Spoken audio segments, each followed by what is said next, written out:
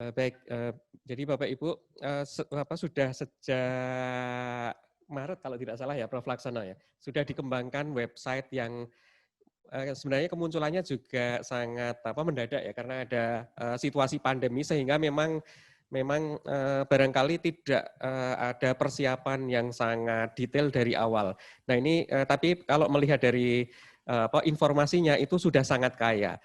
Nah, sudah berjalan sekitar ini bulan keempat dan sudah banyak informasi itu yang ditampilkan dalam situs manajemencovid.net. Nah, hal yang juga sebenarnya diharapkan dari website ini adalah bahwa informasi yang ditampilkan itu harapannya akan bisa memberikan dampak positif untuk penyebarluasan pengetahuan terkait dengan COVID-19. Nah, memang mungkin kalau Bapak Ibu barangkali cermati masih banyak kelemahannya dari web yang ada ini. Termasuk di dalamnya bahwa struktur misalnya informasinya itu belum seperti yang kita harapkan. Misalnya kalau Bapak Ibu mencari itu mungkin akan harus melewati beberapa prosedur dulu yang barangkali nanti saya perlihatkan beberapa pengalaman dari yang sudah melakukannya sehingga dirasa perlu untuk ditingkatkan efektivitas dari website ini. Nah, dalam konteks itu pada siang ini kita akan memulai untuk mendiskusikan bagaimana agar website manajemen COVID ini itu bisa sesuai yang diharapkan, bisa memberikan informasi yang enak untuk dicari dan juga bisa harapannya memberikan dampak positif bagi penyebar luasan informasi yang Bapak Ibu butuhkan. Baik,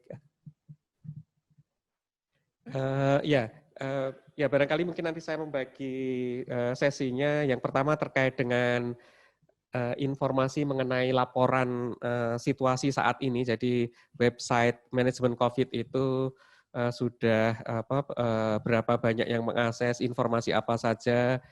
Terus kemudian juga isu-isu apa saja yang ada di website yang sekarang kita miliki, yang Bapak Ibu juga ada banyak kontribusinya di situ. Terus kemudian yang kedua nanti kita akan mendiskusikan bagaimana strategi pengembangan untuk memperbaiki website yang harapannya bisa lebih memenuhi kebutuhan bagi semua pengguna. Baik, nah sebelum mungkin terkait dengan informasi website ya, ini mungkin juga akan menarik kalau kita melihat dari sejarahnya. Jadi untuk knowledge sharing, knowledge creations, dan juga saya kira Bapak Ibu sudah banyak mendapatkan bahasan mengenai knowledge management. Ini mungkin yang menarik bahwa salah satu strategi untuk diseminasi itu ya, yang tradisional yang sebenarnya masih sangat efektif dan masih kita lakukan itu adalah melalui forum dialog ya. Nah, berhubung pada situasi pandemi kita mungkin akan terbatas untuk bisa melakukan dialog yang langsung. Pada akhirnya kita banyak memanfaatkan teknologi. Tapi ini saya kira akan menjadi salah satu hal yang penting juga untuk masih tetap bisa dilakukan untuk penyebarluasan pengetahuan. Nah, pada ya sekitar tahun 1400-an itu ya, akhir 1400-an itu terus kemudian ditemukan mesin cetak oleh Gutenberg ya, yang itu menjadi salah satu tonggak sejarah yang sangat signifikan sehingga banyak ya yang dulunya tacit knowledge itu bisa dieksplisitkan dalam bentuk atau dalam format dokumen tercetak sehingga bisa menjangkau lebih luas orang dan juga bisa lebih masanya itu bisa lebih lama. Sehingga ini menjadi salah satu tonggak sejarah juga bahwa buku dokumen tercetak itu menjadi salah satu hal yang bahkan sampai sekarang itu masih banyak digunakan. Ya meskipun mungkin sekarang juga ada kecenderungan orang lebih memilih model yang elektronik, tetapi ya tidak mengingkari bahwa masih banyak orang yang merasa nyaman dengan model versi cetak. Baik, terus kemudian ya ini mungkin agak melonjak ya. Jadi dari sejarahnya terus kemudian pada tahun akhir 2000-an itu berkembang model yang berbasis internet dan pada waktu berbasis internet ini juga merupakan tonggak sejarah untuk kemudian merubah pola penyampaian dan juga diseminasi informasi itu banyak memanfaatkan teknologi internet. Ada Tim Berners-Lee yang juga terus kemudian membuat fasilitas untuk penyebarluasan itu menjadi populer berdasarkan perkembangan teknologi yang ada. Nah, ya sebelum beberapa dekade sebelumnya kita juga mengenal ada Facebook, sosial media, dan itu menjadi salah satu perangkat yang juga banyak dipergunakan untuk penyebarluasan pengetahuan. Dan ya pada saat ini mungkin Bapak Ibu juga mengetahui bahwa banyak aktivitas dilakukan melalui webinar ya. Meskipun sebenarnya inisiatif webinar itu sudah diinisiasi beberapa tahun yang lalu ya. Jadi sejak tahun 90-an juga. Tapi mungkin pada prakteknya itu Bapak Ibu barangkali juga ada yang baru merasakan sekarang. Tapi ini saya kira karena perkembangan yang juga kemudian membuat bahwa moda penyampaian informasi menggunakan webinar itu menjadi salah satu yang menarik untuk dipergunakan. Dan kalau dari kegiatan kita ini yang barangkali setiap minggu itu ada 8 sampai 10 webinar, itu dalam 3 sampai 4 bulan ini sudah ratusan, yang itu harapannya bisa dimanfaatkan untuk penyebarluasan informasi dan juga nantinya bisa menjadi dokumentasi yang penting untuk menyebarluaskan informasi dan juga untuk pengelolaan manajemen pengetahuan yang lebih terstruktur dan juga punya dampak. Baik. Nah, Bapak Ibu mungkin juga saat ini familiar dengan internet ya. Jadi salah satu tools yang barangkali tidak lepas dari kebutuhan kita sehari-hari adalah internet. Dan ini juga menarik untuk melihat bahwa dari Google Trend kita memasukkan kata kunci PSBB dan juga webinar. Ya ini ada pola yang menarik. Jadi di bulan-bulan Februari itu mulai meningkat dan juga kalau melihat dari PSBB itu sangat drastis peningkatannya. Tapi terus kemudian mulai menurun tajam ya. Harapannya memang masyarakat sudah mulai paham dan juga bisa mengikuti aturan-aturan yang memang direkomendasikan oleh pemegang kebijakan. Tapi yang menarik kalau Bapak Ibu perhatikan, informasi yang juga banyak dipergunakan adalah sesi webinar, dan ini ada kecenderungan semakin meningkat dari waktu ke waktu. Seperti yang saya sampaikan tadi, ada mungkin bahkan ratusan ya yang sudah kita selenggarakan, dan ini tentu saja harapannya bisa punya dampak. Dan untuk biar bisa terstruktur, hal ini yang akan kita diskusikan pada sesi siang ini. Nah, kemudian kalau Bapak Ibu lihat ini dari yang sudah mengakses website manajemen COVID, jadi secara umum setiap hari itu ada sekitar 50 sampai 100-an pengguna yang mengakses manajemen COVID, yang dalam satu minggu ini ada 400-an dan dalam bulan itu rata-ratanya sekitar 1.800-an. Nah ini kalau Bapak Ibu perhatikan ini dalam satu minggu terakhir itu ada 427 pengguna yang mengakses informasi di manajemen COVID. Dan kalau dilihat dari 427 pengguna, itu ada sekitar hampir 40%-nya yang merupakan ya istilahnya returning users ya, yang atau visitors yang kemudian memang dengan intentions itu membuka lagi halaman website yang manajemen COVID tadi itu. Dan ini juga saya kira indikator yang menarik bahwa ada kebutuhan untuk mendapatkan informasi yang ada di manajemen covid.net. Nah, kita mungkin melihat lebih detail.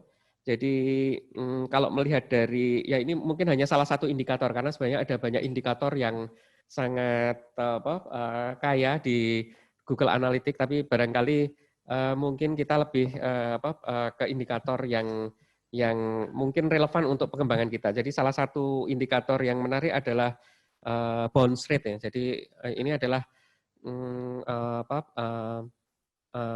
jadi kunjungan per halaman ya. Jadi kalau dilihat ini ada 45% itu yang returning visitor dan lama kunjungan durasinya itu sekitar 3 menitan lah. Yang itu barangkali menunjukkan ya mungkin kita harus juga melihat di page mana halaman-halaman yang sering dikunjungi dan barangkali juga perlu melihat mana yang mungkin belum banyak begitu dimanfaatkan sehingga bisa lebih optimal cara pengelolaan struktur website manajemen COVID ini. Nah, ini kalau melihat dari alur penggunanya itu sebagian besar memang halaman mukanya yang dibuka adalah ya halaman muka yang di sana itu adalah agenda. Jadi salah satu hal yang juga banyak diakses dan mayoritas itu adalah agenda.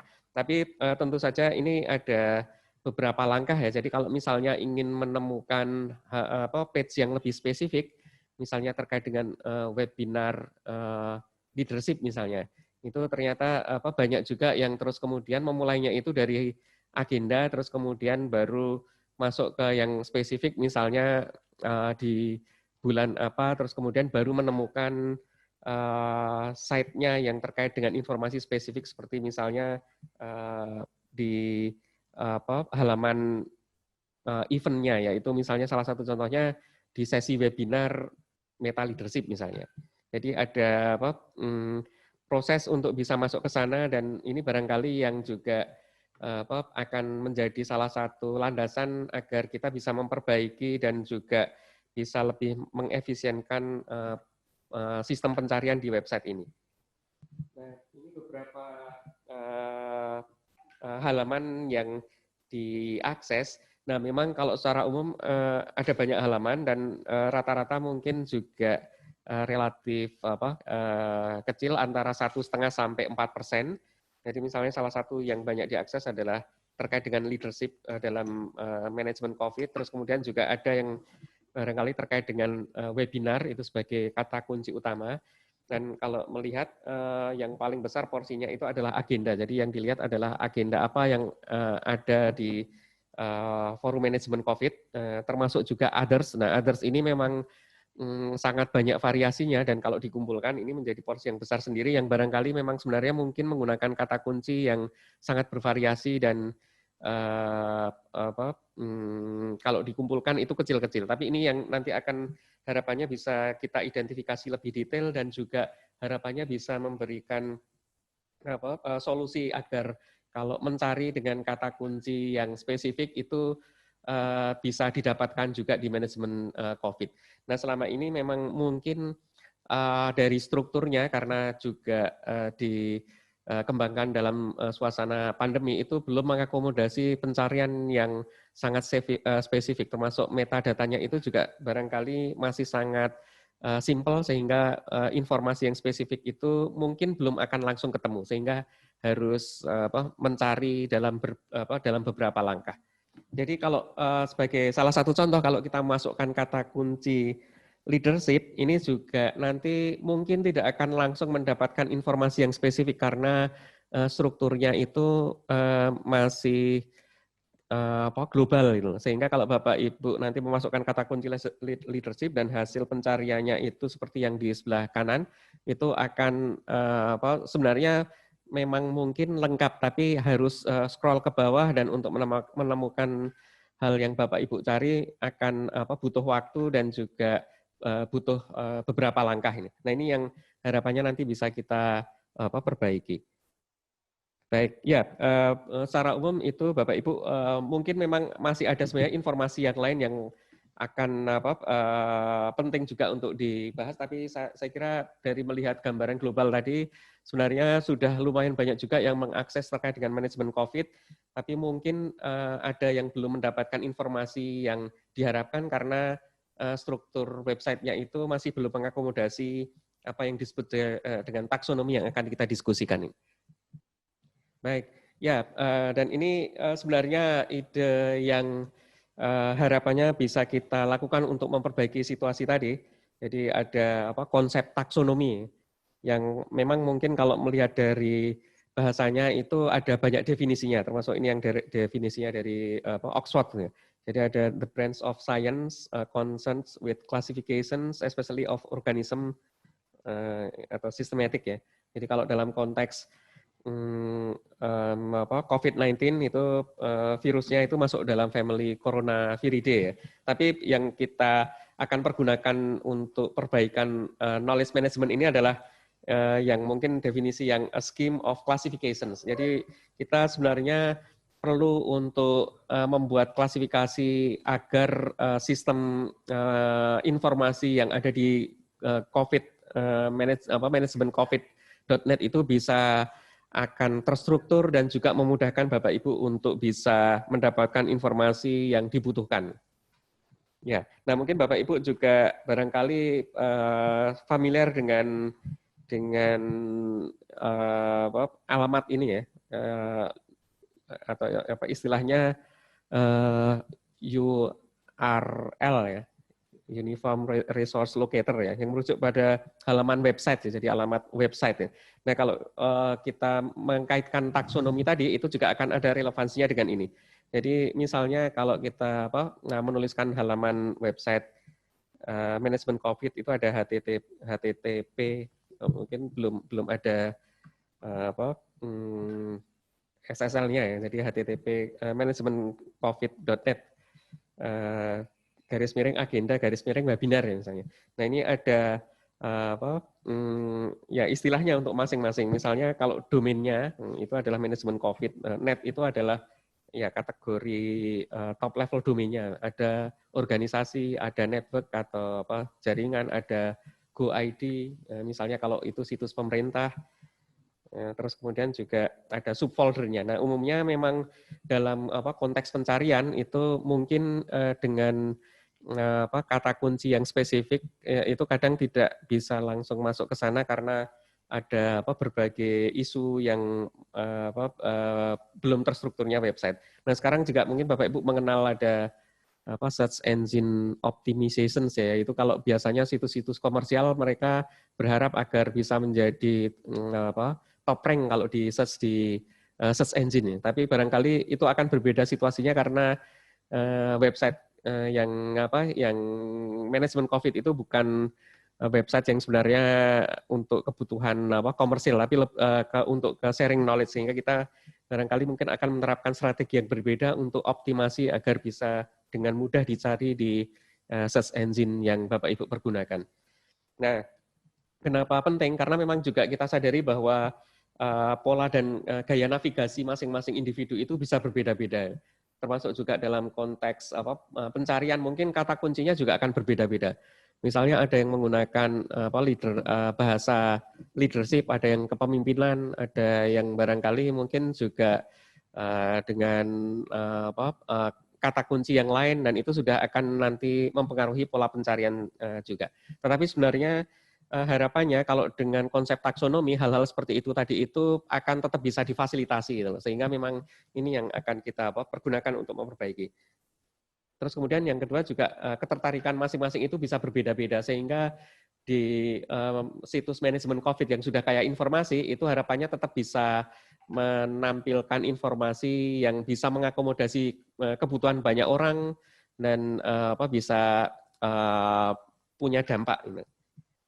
Terus kemudian struktur navigasi yang relevan itu juga yang dan efisien ya, dalam konteks tidak perlu harus melangkah kemana-mana seperti yang pengalaman yang dari analisis dari website tadi, tapi bisa langsung spesifik mentarget ke informasi yang dibutuhkan. Nah ini yang barangkali harapannya akan kita lakukan. Nah memang mungkin ada berbagai strategi ya. Kalau zaman dulu barangkali ada istilahnya itu staffing ya. Jadi kita menggunakan banyak kata kunci yang mungkin Bapak Ibu juga kalau search, apalagi kalau mungkin situs-situs yang punya misi untuk agar banyak kliknya dan mereka mungkin sifatnya untuk mencari uang, itu harapannya memang banyak diklik ya, sehingga semua kata kunci dimasukkan. Tapi tentu saja itu akan berbeda dengan apa yang kita miliki ya, sehingga kita tidak menggunakan strategi yang seperti itu. Tapi kita akan harapannya bisa menggunakan strategi yang terstruktur, sistematis, dan harapannya hasilnya bisa lebih efektif untuk mencari informasi yang relevan dengan apa yang dibutuhkan. Dan ini sebagai gambaran kalau Bapak Ibu lihat yang di atas ini sebenarnya pola pencarian yang harus berkali-kali tadi itu. Jadi kalau ya bahasanya Beatles itu the long and winding road, ya. Jadi mencari informasi itu harus kemana-mana dan jalan panjang dan berliku-liku gitu ya. Tapi harapannya kita yang di bawah ini, jadi dengan kata kunci yang spesifik yang kita pergunakan itu bisa langsung menghasilkan informasi yang memang kita butuhkan. Nah ini yang upaya akan kita lakukan untuk perbaikan web manajemen COVID. Terus kenapa dengan taksonomi web?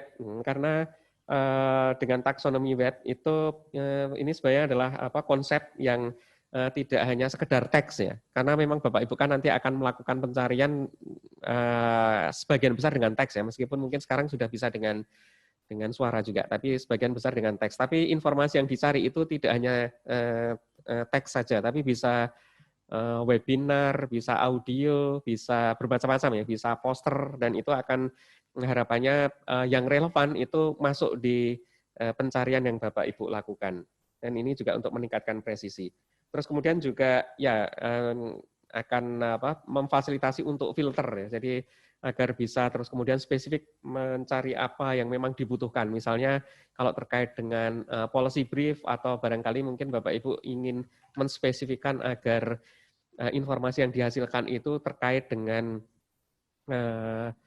misalnya ya SOP, standar operating procedure untuk COVID-19 misalnya. Nah itu yang akan harapannya bisa difasilitasi dengan model taksonomi. Termasuk juga memfasilitasi yang non test tadi ya, misalnya video seminar, kemudian juga audio bahkan ya podcast yang ya kelihatannya nanti mau dikembangkan juga ya Prof. Laksono yang podcast ya. Nah, termasuk juga dalam konteks beda bahasa ya. Jadi kalau Bapak Ibu perhatikan memang ada kebutuhan juga mungkin untuk memfasilitasi yang bahasanya itu berbeda-beda. Nah, memang mungkin tidak hanya dalam konteks ya bahasa Inggris dan Indonesia, tapi dalam mungkin bahasa-bahasa yang spesifik yang mungkin juga kadang sering muncul dalam situasi yang sehari-hari kita pergunakan. Seperti misalnya kayak jargon itu mungkin akan juga bisa dicari dengan model taksonomi ini. Nah, ini salah satu yang kita acu dan ini barangkali memang tidak akan persis seperti ini, tapi ini barangkali mungkin akan lebih mudah dibandingkan dengan sistem pencarian yang sudah ada. Kalau Bapak Ibu perhatikan, ini adalah dari clinical key dan di sebelah kiri ini adalah jadi sebenarnya kata fungsi untuk memasukkan kata kunci ada yang di paling atas ini. Misalnya kita masukkan kata kunci COVID-19, nah yang di sebelah kiri ini itu akan muncul berbagai kategori yang itu nanti akan bisa disesuaikan dengan kebutuhan. Misalnya ada full text artikel, ada RCT dan lain sebagainya. Termasuk juga mungkin video, audio itu bisa kita ya kembangkan di sini. Dan ketika mencari kata kunci yang general tadi, itu nanti akan diinformasikan yang relevan itu apa saja. Sehingga nanti Bapak Ibu tinggal klik, misalnya untuk mendapatkan video dari webinar, itu nanti sudah akan muncul linknya di sebelah kiri, dan nanti ketika diklik itu akan muncul di sebelah kanan. Nah, ini yang harapannya itu akan kita lakukan.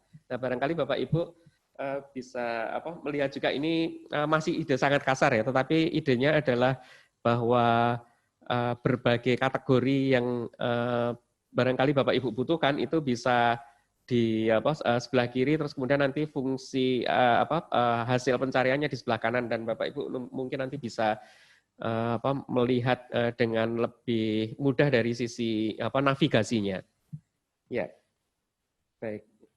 Itu secara umum sebenarnya ada untuk nanti survei masukan juga Prof. Laksono, tapi barangkali mungkin kita diskusi dulu saja ya. Ya, baik.